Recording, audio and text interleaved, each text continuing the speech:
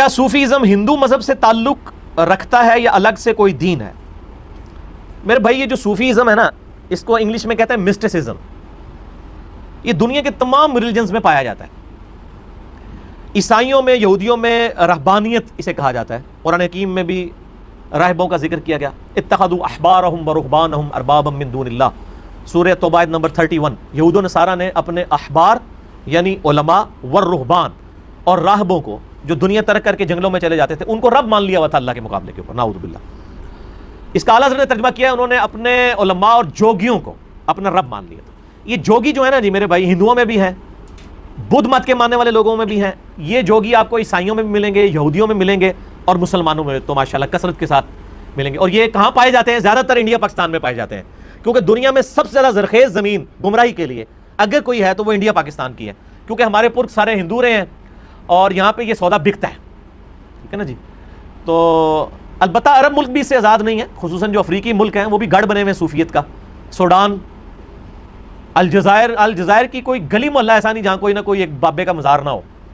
وہاں پہ بھی یعنی ایک اثرات رہے ہیں نا اس حوالے سے. تو یہ جو صوفیزم ہے جس کو مسٹسزم کہتے ہیں، یہ ہر دین کے اندر ایک طریقہ اڈاپٹ کیا گیا اللہ تعالیٰ تک پہنچنے کا اپنی مرضی کے مطابق، لیکن اسلام نے کبھی اسے انڈورس نہیں کیا. سورۃ الحدید میں بھی اس کی مذمت آئی، بخاری مسلم کی درجنوں احادیث میں ان چیزوں کی مذمت آئی ہے، ترک دنیا کی. ویسے تو یہ کہہ دیتے ہیں کہ نہیں جی وہ ہمارے جو بزرگان دین ہیں وہ ترک دنیا نہیں کرتے تھے، وہ ترک دنیا کر کے 15-20 سال چلے کاٹ کے پھر عوام میں ہی واپس آتے تھے.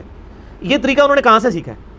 وہ جی نبی علیہ السلام بھی تو غار ہرا میں جاتے تھے، اور نبی علیہ السلام تو چند دنوں کے لیے غار ہرا میں گئے، وہ اللہ نے ان کا دل مائل کیا تھا، وہاں پہ وہی نازل ہونی تھی. اس کے بعد کیا حضرت ابوبکر، عمر اور خود نبی علیہ السلام بھی کیا غار ہرا میں جا کے چلے کاٹتے تھے؟ یا حضرت ابوبکر عمر کے بعد جو ان کے جو شاگرد ہیں کیا ان کو چلے کٹواتے تھے؟ وہ کہیں پہ یہ بات ملتی ہے تو ہمیں دکھائیں.